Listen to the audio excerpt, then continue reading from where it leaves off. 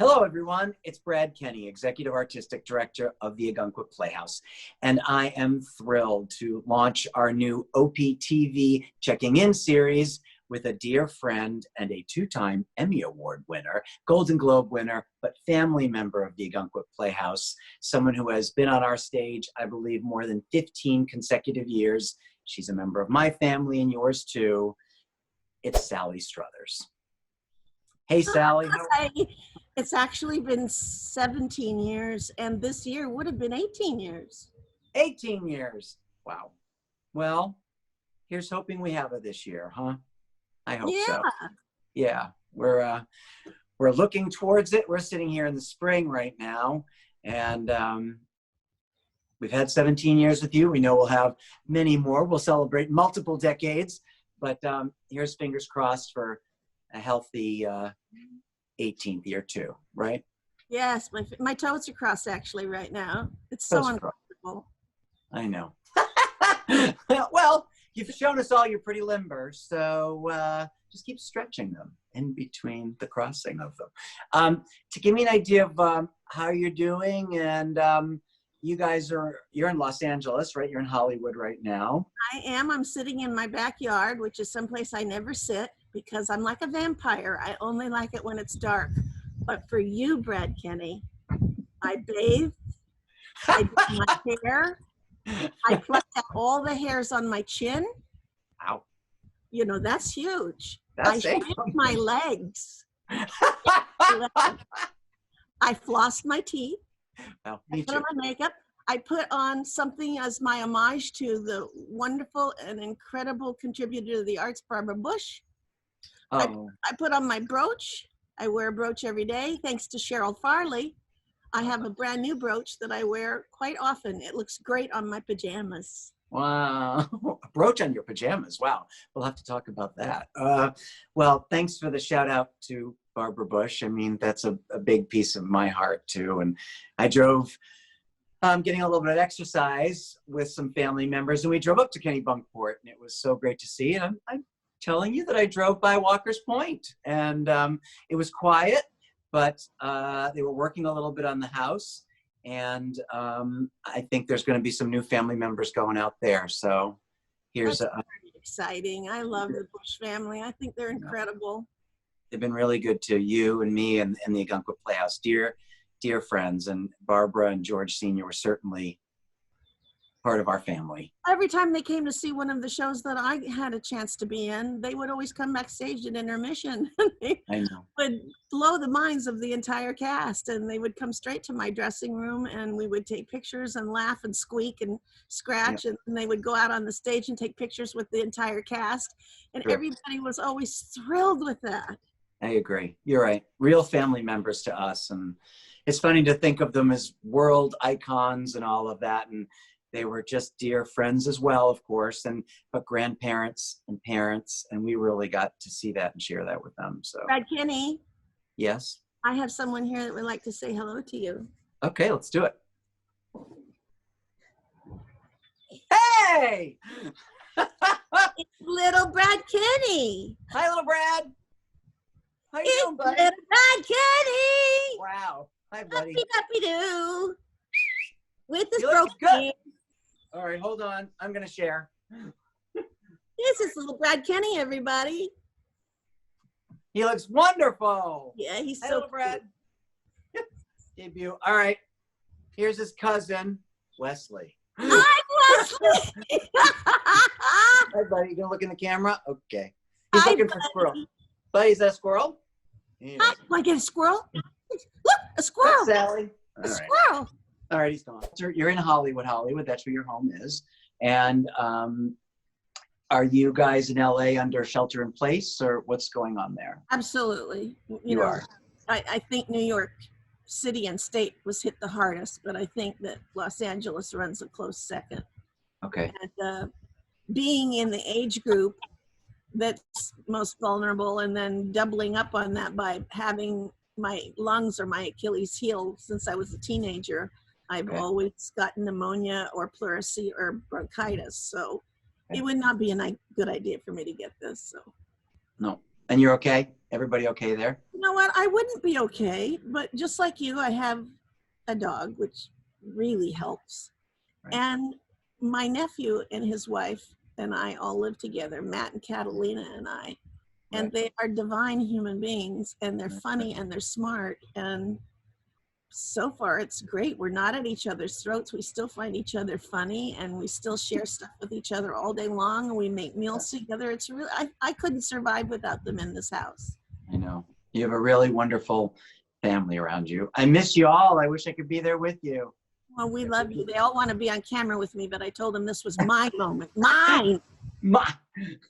Maybe if we do the Brad and Sally show, we'll have to see how we behave today. But who knows? Right. You broke your leg over Christmas. We were doing Annie. So you okay? Yeah. You know, it was not a happy thing to have happen, mostly because I no longer got to be an Annie. I did the first week of shows, and then the first day of the second week, and then that was it. But there was this wonderful surgeon there in Portsmouth. Right. And he did a bang-up job. The orthopedic doctor that I saw here in Los Angeles when I got home told me that he did a really terrific job on my surgery. Okay. And you were brave. We were all there for Christmas together. We were almost there until Christmas, but yeah, it was that was extraordinary. What you I was on a walker because I wasn't to put any weight on it for a few weeks, and hopping on that walker on my one good leg was exhausting. Right. And also it tweaked me so badly, but that by the time I got to my family's home on Christmas Eve in Oregon, I blew out my back. Wow. So then I wound up in the hospital in Portland, Oregon for a week. Then they wanted to put me in a nursing home rehab place. Oh my God. And I said, no. And so I got all sorts of friends, you know, to help me get on a plane and get home to LA. Because by the time I got here, January 6th, I hadn't been home in 5.5 months. Wow. So it's been really a journey here at home, going to physical therapy until I couldn't go there anymore because that place is like a big old petri dish. Right. But I went long enough that I no longer limp. I can do the stairs. Okay. I can drive my car. I can take little Brad Kenny for a walk. Nice. Yeah, you're so active, and you've got a beautiful spot where you can walk around and do things. So you can still get out now and walk around a little bit in the neighborhood. Yes. And I have my mask, which I should have here to display. It's beautiful. It's kind of satiny fabric, and it's peach colored. Wow. And I actually feel luxurious in it. Nice. And the beauty part of it is that I no longer have to put on sunglasses and wear a funny hat to disguise myself when I go walking, because the tour buses go up and down this block pointing out that this is my house. Right. And across the street was where Jean Harlow lived, and this and I always get caught at the wrong time. I'm out there in my pajamas just to pick up my mail or my newspaper as the bus is going by, and they all yell, "Oh, look, there's Sally Struthers! Hi, Sally!" Oh, so with this mask on, nobody luckily recognizes me, and I can walk down the street and do anything I want. As a matter of fact, if spirit moves me, I can walk a block and a half to the 7-Eleven and rob it because I have a mask on. Okay, I'll warn them, but don't, please. And a very vicious Karen Terrier with me, so that's true. He can be tough unless someone's got a cookie or a muffin or a carrot. Or a carrot. That's true. I have to tell you, because you're there, and you've got to worry about a season, and you've got to worry about casting and producing, and all of a sudden it's gone. And I'm sure you're worried about the theater financially, but I want you to hold on to the fact that it is an American institution, the Ogunquit Playhouse. I hope to be around long enough, and it won't be that many years before it celebrates its 100th birthday. You're right. And it's a jewel, and people come to vacation in Ogunquit not only because the town is beautiful and the beach is lovely, but because they make a point of coming at a time when they get to see a show they want to see. Right. And they're not going to forget that. They are coming back to the Playhouse the minute you put a show on that stage. Right. And maybe it's a good idea to to put a smaller show on there that doesn't have a large cast and wouldn't endanger the actors, a two-hander or a four-hander. For instance. Yes. As a matter of fact. My friend David Galligan has wanted for years, he's a director, to direct me in Who's Afraid of Virginia Woolf. Wow. And I want to play Martha. Wow. And I have for a long time. Wow. And I know that people my age and older remember the film with Richard Burton and Elizabeth Taylor, which was interesting casting and drew people to the film because it's a very dark film. Yes. But I didn't think it was perfect casting because although Elizabeth Taylor is an American icon and was so gorgeous, and so it was so shocking to see her play this role, she wouldn't have been my first choice if I was trying to cast someone. I would have used Bette Davis, or maybe that's too spot on. Right. But, you know, I'm getting to an age where I'm crotchety, and I'm thinking I could just tap into all of that and play this really angry alcoholic woman and beat up the scenery and, you know, get in my husband George's face. And I think audiences would go, what? I don't know. I give it some thought. I love the idea. It's quite a piece. It's a brilliant idea. I know you've got those chops, and I haven't seen you be that crotchety, I have to admit, but you're the real deal. And so I don't know, maybe people will leave comments on our video here and tell us what they think of Sally Struthers and other star in Who's Afraid of Virginia Woolf. Wow, that's cool. So I have a couple questions that people have sent in knowing that we're going to talk. When have you decided where you want to go when you think it's safe to travel again? Where are you looking to go? Oh, well, it sounds like you told me to say this, but back to Ogunquit. Hey, that's a good answer. It's become a lifestyle for me. And after I'd done my first time in Ogunquit and got invited back for the second year, I felt like a little kid who's been good all year and his parents are rewarding her by saying, you get to go back to summer camp this year. We've got the money for it and you've been good, so you get to go play again. And that feeling hasn't left me. My stomach does, you know, circles as I'm always driving into Ogunquit because it's magical and I get to be there for, well, it used to be 6 weeks when we had our rehearsals there, but now we were mostly in New York, so it's 4 weeks. But it's kind of like I need it. It's in my blood and I need an Ogunquit fix. So that would be one of the first places I would go. But also, I refer to myself as older. I'm of an age where, and I have time to sit now and access my memories. Yeah. Memories are what you've got if you still have a mind.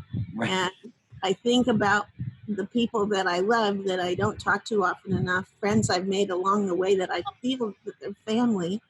Yeah. And a lot of them are right there in Ogunquit, but others are in Virginia and Florida and Indiana, and I want to go see them. I want to use my mileage, and I just want to get on a plane. And I know that Ben Franklin said after 3 days, fish and house guests stink. So we'll go spend 3 days with somebody and then go spend 3 days with somebody else. I want to catch up with everybody. I've got this great friend. She's so wonderful. Her name is Ray Roger, and she lives in New Orleans. And we text almost every day, and I want to go sit with her. Yeah. With her face right there. Right. Well, lucky her. Well, that's a good idea. The Sally Struthers Friends Tour. Yeah, there you go. Go around. Well, they'll all be lucky. And I'm glad we're first on the list. And you can stay with me longer than 3 days if you want. I don't cook any better than you do, but I will put up with a couple of meals. That's true. There's some pretty good restaurants in town. Right. By then, hopefully, if we can't go, they'll deliver. We'll have a picnic or a few. Oh, that's good you said the word picnic. I'm thinking the whole world is going to celebrate. The whole world when we're told that it's okay, a little bit of caution and conservatism to go out into the world. And I think that there should be an International Picnic Day. All right. What's more fun than a picnic? I love it. And I think every family and every household and every person that can should go somewhere, not in their backyard, somewhere else, pack a basket and go somewhere and have a picnic. I just want to think of the whole world having a picnic. I agree. No ants. No. I wonder how the ants would feel about that, Sally. I don't know about that. But some squirrels. Safe squirrels. Squirrels. A few squirrels. Good squirrels. I like squirrels. We get turkeys and squirrels that go out in front of this window all the time. Here's a good one. Who is or was your favorite actress that you've ever worked with in your career? That's a question for Sally Struthers. Wow. Well, I know that you know my answer to that because you facilitated me having a portrait of her that's rather large, a photographic portrait. You gave it to me as a gift, and it's in my bedroom now. And at the end of the room, that when I sit up in bed and open my eyes, she's right there. Ruth Gordon. Right. I loved Ruth Gordon long before I met her. And then I got to do a movie of the week with her in the 1970s called The Great Houdinis, where I played Harry Houdini's wife, Bess, and Paul Michael Glaser played Harry Houdini, and Ruth Gordon played his mother. And so I got to know her then, and we became friends instantly. I just loved that woman. I ran into her once a few years after that. I was coming out of the beauty shop that I used to go to in Beverly Hills called Menage a Trois, which is an interesting name, and I won't tell you why they named it that. I was coming out, she was going in and was like, "Oh, Ruth Gordon, hi, sweetheart, it's good to see you. What are you doing in Los Angeles?" She says, "Well, I wrote a play and I'm trying to get produced, you know. Garson says I'm a fool for writing such a big play with so many characters." I said, "Well, how many characters are in it?" She says, 29. And it's a play, you got 29 people on stage. Ruth, it'll be exciting if you get it produced. Yeah, but I've had a hard time because I said, "Why did you put so many characters in your play?" She says, "I got a lot of friends out of work." I told her that I was coming to Broadway to do my first Broadway show. This was 1981. And she said, "Oh, Garson," she was married to Garson Kanin. "Garson and I have a brownstone on East 47th, and it's on Turtle Bay, and you can stay at our place." I said, "Oh my gosh, thanks, Ruth." So I came to New York City with my daughter, who had just turned 2, and 2 of my dogs, and my best friend Pamela, and Samantha's nanny, Flo Fleming from Ireland. Flo Fleming. And what she forgot to tell me was that my next door neighbors were Stephen Sondheim and Katharine Hepburn. Oh my God. Oh my God. It's the morning of my birthday, July 28th, and I'm in the kitchen, which is on the first floor, in my pajamas, making something. Samantha's upstairs with Pamela, and there's a knock at the door, and I'm like, "Pam, can you come down? Someone's knocking on the door." She said, "No, I got Samantha on the potty chair." We were potty training her at that time. Sorry, Sam. Okay, so I open it up, and it's Katharine Hepburn standing there with a card, and she says, "Hello, Sally." She says, "Nora," that's her housekeeper, "Nora told me that Mary, who you've got here, told her that it's your birthday today. So happy birthday, dear. I made you a card myself. I painted it. Here you go, darling. It's so nice to know you're next door. Come over sometime and I'll talk to you about movies, and I'll show you my costumes I've got in my closets upstairs." Oh my God. And I went over there and she talked about Spencer Tracy, and she showed me her costumes from Mad Woman of Chaillot. It was like, what? That's all thanks to Ruth Gordon. Wow. Ruth Gordon. And you have a little green room that over the years has become the sound room for the guys that operate the sound for our plays and musicals. And there's portraits on the wall in there, and they're huge. They're about, I don't know, 4 feet. 4 feet by 3 feet. They're really big. And there was one of Ruth Gordon, and one year I said to you, "I really love that picture. She's my favorite." And you surprised me, and you had a copy. Right. And now I had it framed and in the bedroom. Wow. Didn't Ruth Gordon perform at the Ogunquit Playhouse? Of course. Yeah, those are all, everyone from, well, you mentioned Betty Davis. She grew up at Ogunquit. She was the first female lifeguard here, but she was our earlier Sally Struthers, and Ruth was there a number of times. B. Lilly, Basil Rathbone. I mean, the list is enormous. But what about Helen Twelvetrees? Yeah, absolutely. She was there, and we believe that she may be one of the ghosts that that take care of the spirits and the souls of the Ogunquit Playhouse. So, I think Helen's up around in the same room that the Ruth Gordon portrait's in, and in some of the dressing rooms, the ceilings are high, and certainly in the lobby, you can go around. You see Fay Ray. I had Fay Ray's granddaughter came in one day just to say hello, and her daughter the granddaughter was coming into Maine, now a grown woman, and she said, my mother had always told me there was a portrait of my grandmother here, and she came in, and so we photographed Fay Ray's granddaughter with her portrait. Oh, that's so cool. And I know because Gene Stapleton, who played my mother on All in the Family, her son, John Putch, came a year and a half ago to the Playhouse, and he saw Grumpy Old Men. And he came with his wife, and he was thrilled to be there because his mom had performed there. It's very, very true. And he and Pam, his wife, would then tell me, they were in touch with me when Jean passed.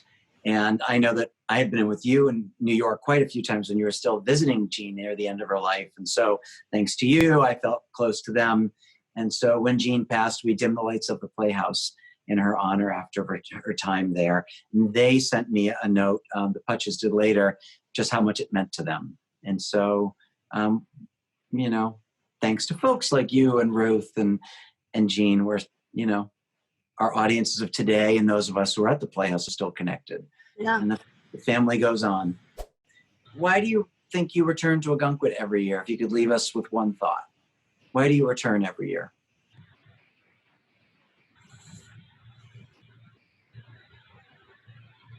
Bottom line? Yeah. Because I'm invited. Wow. You have been so kind to me over the years that you don't even make me audition.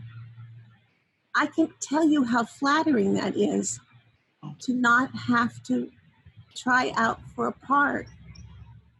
Your trust in me and what you think, hope, believe I can bring to any role you're letting me play is so intoxicating and heady. I have so many feathers in my cap. I can hardly wear it. It looks like an Easter bonnet. I'm thrilled every year when you make the phone call to my representative, Pamela Sharp, and you say to her, okay, this is what we'd like Sally to do this season. It's like, oh my God, I'm going back. Well, and I also go back because part of me would love to be retired. Part of me is tired of working. I know. On the other hand, I know the adage, you rest, you rust. And so where better to ply my trade than at Broadway by the Sea? Right. Wow. Well, thank you. And I have to say, thank you for that compliment and belief in us, but you have made my job a little easier, Sally, in your huge breadth of talent that you can do. I've learned a lot about you and how masterful you are, but you've made that journey for me easier because I know how incredibly masterful you are at what you can do. You can sing and dance. I'm covered in goosebumps right now. You've got it all. Up and put my leg up near the screen so you could see them, but I am dressed from the waist up. I decided to be excited. I would be naked from the waist down for this interview. Woo-hoo! Camera crew, we need a full shot of that, please.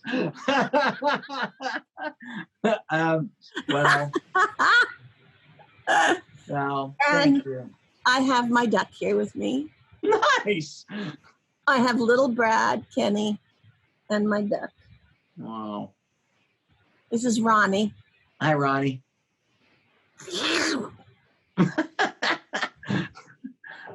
Well, enjoy. I miss you so much, Brad. I cannot tell you. My year was also made many, many times, and sometimes more than once a year, when you would come out here and stay with me.